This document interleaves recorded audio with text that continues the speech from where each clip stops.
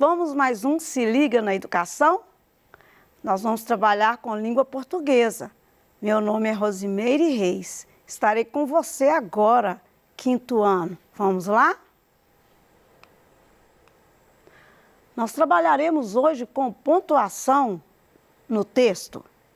E você pode pegar o seu PET 2, semana 4, para a gente conferir como você vai entender o uso dos pontos na pontuação do texto, ok?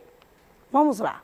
Na aula de hoje, então, nós vamos reconhecer na leitura de texto o efeito de sentido que decorre do uso de 3 sinais que são da pontuação: reticências, aspas e parênteses.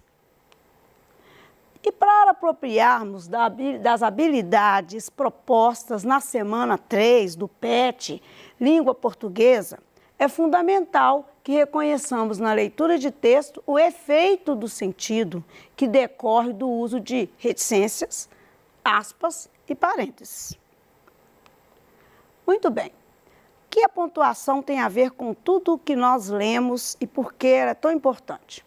Os sinais de pontuação, na realidade, são recursos de linguagem empregados na língua escrita e desempenham a função de demarcadores de unidades e de sinalizadores de limites de estruturas sintáticas nos textos escritos. Ora, a língua escrita, ela advém da nossa fala, da nossa oralidade. Esses recursos, esses sinais, eles são postos para demonstrar os caminhos que a língua vai se ela estiver sendo feita oralmente. Então, esses são os sinais que modalizam, organizam aquilo que se escreve na hora de ler, ele sinalizar como que o falante, como que o leitor vai se orientar para pronunciar o texto. Muito bem.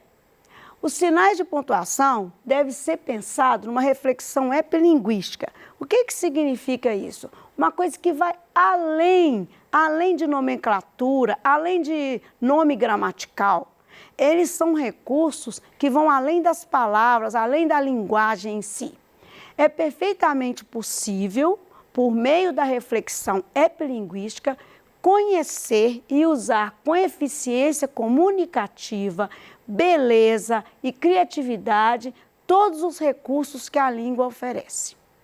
E isso pode ser feito sem dar nome aos bois, isto é, sem exigir nomenclatura e classificação.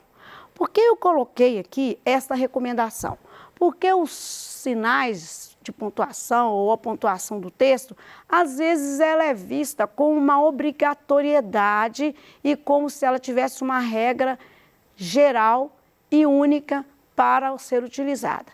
Não, a gente precisa de pensar como que vai ser a funcionalidade também. Lógico que não pode ser colocada a esmo, deliberadamente, mas precisamos estar por dentro daquilo que está escrito, que foi escrito e por que aquela pontuação está posta para nos indicar o quê, certo? Vamos lá. Então, hoje, embora existam outros pontos, né, para colocar nos textos, nós hoje vamos falar das reticências, das aspas e dos parênteses apenas, certo? Apenas e muito. Vejam, dá um tempo para a gente conversar. Bom, as reticências, elas indicam alguma hesitação, alguma dúvida. Então, se eu tenho dúvida e digo, não sei, eu tenho várias expressões que podem indicar esta dúvida e essa hesitação.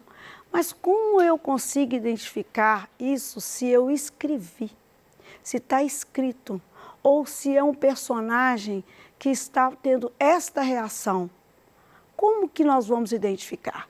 Então, as reticências estão aqui para isso, para indicar esta prosódica. O que é prosódica? É como que a língua funciona com todos os recursos que nós temos que contribuem para a linguagem se constituir.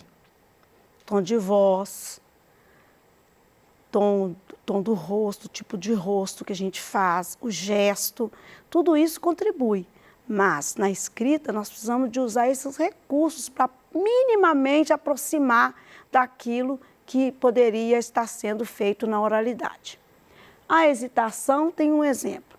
Sabe, andei pensando em uma coisa, mas não é nada demais.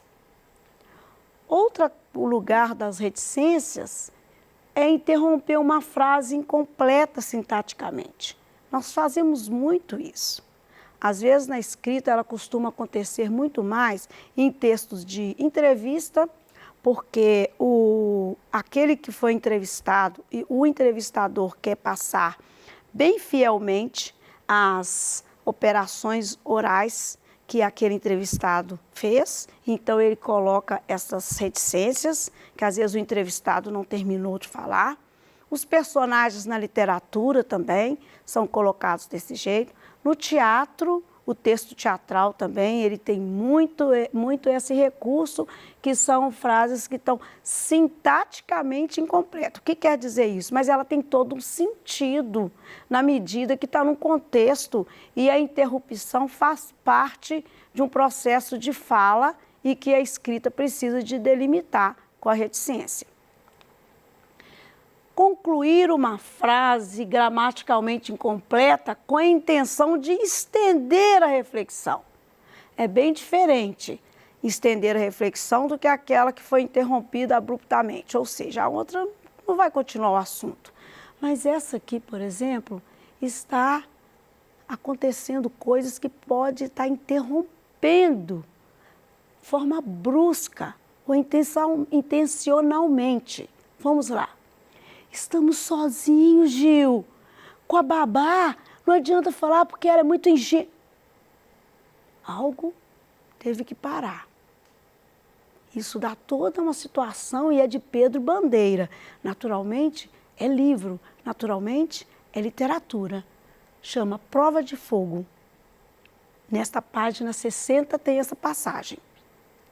Talvez também para suprimir palavras ou trechos em uma transcrição. Se você quer transcrever alguma coisa que você gostou, mas você não quer colocar tudo, você precisa de indicar que parte daquilo não foi trazido para a escrita. Essa parte não foi trazida, então você vai indicar com reticência para alguém dizer, ele só pegou esta parte aqui. Mas é uma bobagem? Não. Esses são protocolos de autoria, que nós precisamos aprender desde cedo a respeitar, porque o que é escrito pelo outro é um registro dele. E quando nós mexemos no registro que o outro fez, que o outro produziu, nós precisamos de indicar para quem ler aquilo que nós trazemos, que nós estamos respeitando o trabalho escrito dele. Então, aqui nós indicamos, quando penso em você, menos a felicidade. Então, quer dizer, é um verso de uma música que chama Canteiros, do Raimundo Fagner, mas que não foi colocado toda a estrofe. Então, só parte de um verso e o final do último verso. É necessário que indique essa transcrição suprimida com as reticências. E nós temos as aspas. As aspas, geralmente, eu lembro, quando eu era criança, não ensinavam para a gente aspas. A gente não entendia por que tinha aquele sinal. Ele é muito fundamental. Atualmente, com tanto produto escrito, com tanta coisa que nós precisamos de interagir através da escrita, é importante que saibamos sobre as aspas. As aspas são utilizadas com as seguintes finalidades. Uma é isolar palavras ou expressões. Atualmente isso é muito importante porque muitas palavras não fazem parte de uma linguagem ou de um português que ele é mais padronizado. Ou seja, ele é um português, uma linguagem mais privilegiada. que significa uma linguagem privilegiada? Por exemplo, um jornal nacional, por exemplo, um jornal que fala nacionalmente, que todo o Brasil está ouvindo, de uma emissora, qualquer delas que transmite para todo o país, ela precisa de ter uma linguagem privilegiada, ou seja, uma linguagem que não dá dúvida para quem está ouvindo a informação em qualquer lugar do país, porque nós temos várias formas de nomear muitas coisas. Portanto, na hora que está escrita uma palavra que não faz parte muito daquele contexto, é necessário que ela seja marcada com as aspas. Outra coisa que marca com aspas também, porque não faz parte da língua de prestígio, são as palavras que fazem parte de grupos como de juventude, de gírias, ou grupos, né? Qualquer grupo também que fica fechado dentro deles, por exemplo, um grupo de rap, se ele tem um estilo de escrita, um estilo de fala, se ele vai transcrever isso, ele coloca entre aspas, porque aquela expressão faz parte, é comum naquele grupo, mas não é comum entre os idosos, entre outras gerações ou outras pessoas que fazem outro tipo de trabalho, aquilo não faz parte do contexto. Então, a gente chama isso também de neologismo, como está escrito ali, quando a palavra ainda foi criada em determinados contextos e ela ainda não faz parte de toda a linguagem comum. A aula do professor foi irada. Então, se eu escrevo isso numa prova, ou escrevo isso, por exemplo, num comentário do YouTube, é interessante a gente colocar até para mostrar que a gente sabe que existe uma língua de prestígio e que ali eu estou decidindo falar a língua do meu contexto social, do meu contexto de grupo, certo? Ela me pediu um feedback da resposta do cliente. O feedback, uma língua estrangeira que tem todo sentido para quem é do Brasil, que o feedback é dar um retorno, mas ele não faz parte de todo mundo. Ele faz parte muito no campo dos trabalhos, específicos de empresas, específicos da academia. Então, ele é colocado também entre aspas. Não é bobagem, podem ficar certos disso. Enquanto vocês forem crescendo, entendendo a linguagem, vocês perceberão o valor que esses recursos têm para a gente ser um bom leitor e fazer bem uso da escrita. Bom, se nós vamos indicar também uma citação direta, o que significa uma citação direta? Você conhece o travessão para falas, né? Nos textos, eu acredito que saiba e nós também muitas outras aulas podemos falar dele. Mas quando você também pode usar aspas, o autor pode usar aspas. Nós temos o autor, Graciliano Ramos, que ele optou pelas aspas, ele não gosta do travessão. É um estilo. Então, a aspas aqui pode ser um estilo para indicar fala de personagem. Por exemplo, o prazer de viajar de Eça de Queiroz. Ia viajar, viajei 34 vezes, às pressas, bufando, com todo o sangue na face. Desfiz, refiz a mala, o prazer de viajar, Eça de Queiroz. Então, aqui está a fala do personagem, né, que talvez seja um narrador personagem, e ela está entre aspas. Fique atento, caso haja necessidade de destacar um termo que já está escrito, você usa as suas aspas e a aspa que já está no texto, você pula para uma aspa só.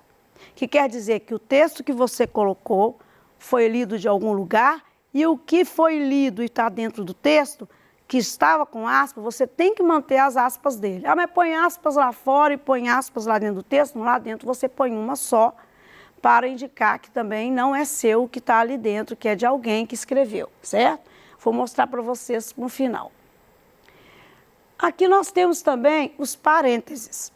Os parênteses, eles também são fundamentais, mas parênteses também é pontuação? Sim, é pontuação, porque ele tem várias funções no texto. Ele isola ideias acessórias, ele contribui para uma melhor organização das informações contidas nos textos, eles são utilizados para expor observações dos autores, que eles querem colocar fora do texto, fora da trama ou fora da situação. Eles podem apresentar questionamentos, eles podem estar dentro de afirmações de cunho emotivo, como por exemplo, estava saindo de casa. Nossa! Quando apareceu alguma pessoa. Esse nossa pode ficar dentro, mostrando que você teve uma reação com aquela saída que você está descrevendo. Eles são muito colocados nos textos ficcionais, na emoção dos personagens, né? Pode inserir informações técnicas, um uso muito intenso são para as referências bibliográficas, um uso muito intenso também, que ela tem vários contextos para ser justificadas, o uso destes parênteses. Vamos ver então alguns exemplos. Você vai usar os parênteses apresentados graficamente por esse sinal. Qualquer outra coisa não é parênteses. Vejam bem, é importante que saiba que a gente não pode marcar qualquer coisa e falar que é grafia, não. A grafia obedece uma convenção e isso é fundamental. Não pode parecer uma vírgula, ela não pode ficar abaixo do texto que você escreveu ou da palavra, certo? E ela é justificada pela necessidade, então, de apresentar as informações acessórias, como eu disse. Então, essas pontuações isolam os elementos e resultam numa diferença de entonação. Isso é fundamental dizer para vocês, porque o parênteses vai fazer você mudar a forma de que você está oralizando o texto. O parêntese é tipo pause. Você desce a voz e fala o que está no parêntese. Isso é fundamental para você dar fluência no seu texto. Certo? Muito bem. O parêntese usado para uma coisa interessante que se chama para indicar rubrica. Eu quero chamar a atenção que a gente usa muito, ouve muito falar em rúbrica.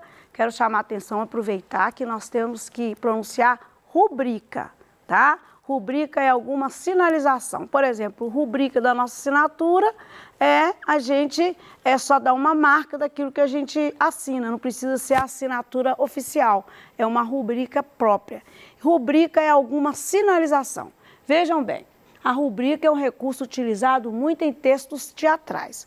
Por que o texto teatral precisa muito da rubrica? Porque ele precisa de marcar a cena, marcar a situação. E ele não pode ficar dentro da fala do ator. Então, quem escreve a peça, ele marca todas as circunstâncias da peça dentro do parênteses que chama-se rubrica. O personagem senta, levanta, fala. Então, veja aqui. Então, são informações cênicas dos cenários que estão no palco, mostra a vestimenta, fala sobre a aparência, para poder a gente imaginar aquela situação toda da peça do teatro. É um recurso que vem intercalado, então, pelos parênteses. Aqui nós temos uma peça, um trecho de peça, né? Que está escrito cena 1. Dentro do parênteses é a rubrica. A personagem está brincando no pátio e a mãe entra. Aí agora vem o texto da personagem. Maria, minha filhinha, agora eu vou trabalhar. Você vai ficar quietinha, não saia passear, pois a cabra cabriola anda por este lugar. E aí vem mais uma rubrica. Maria nem escuta, continua brincando. Então os personagens vão ter essas reações marcadas na rubrica, para poder ajudar a construir o cenário. Bom, mais uma parte, né, da cena, que tem mais uma rubrica, a mãe sai e Maria vai passear. Olha que interessante. Então a história está sendo dada e a rubrica que estão com os personagens está mostrando qual é a ação que eles estão tendo. Muito bem. Em quais contextos nós podemos usar ainda mais o parêntese? Para introduzir informações acessórias. Os parênteses podem ser usados para introduzir toda espécie de informação que considerar acessória. Um comentário, uma sigla, também uma expressão, como eu disse para vocês, uma enumeração, uma exemplificação, e usado com muito rigor para referências bibliográficas. A referência bibliográfica é entre parênteses de qual livro eu tirei, de qual lugar eu tirei determinada escrita. Nascimento e morte também das pessoas, também é colocado entre parênteses. Aqui nós temos os exemplos, né? Quando nós precisamos de saber se nós vamos ler só para o aluno ou só para a aluna. Então, nós temos parênteses indicando para os dois. Temos em situações de referência bibliográfica, temos em situação de data, ok? Muito bem. Aqui nós temos uma escrita que vocês podem fazer um exercício, aonde que deve ser colocada aspas, quando você tem um texto desse. Aqui seria interessante nós mostrarmos que aqui, rapidamente, eu vou mostrar para vocês, deixa eu ver, aqui, ó, eu ponho 2 aspas, tá? Porque não é meu, mas eu vou colocar uma aspa, porque lá no texto original tem 2 aspas aqui, nessa situação, ok? Muito bem. Nós, então, vamos saber que as aspas, as reticências são usadas em todos esses lugares para montar o ritmo e a entonação, tá? Na próxima aula, nós vamos, então, analisar os cartoons, tá? Espero vocês mais uma vez. Um abraço.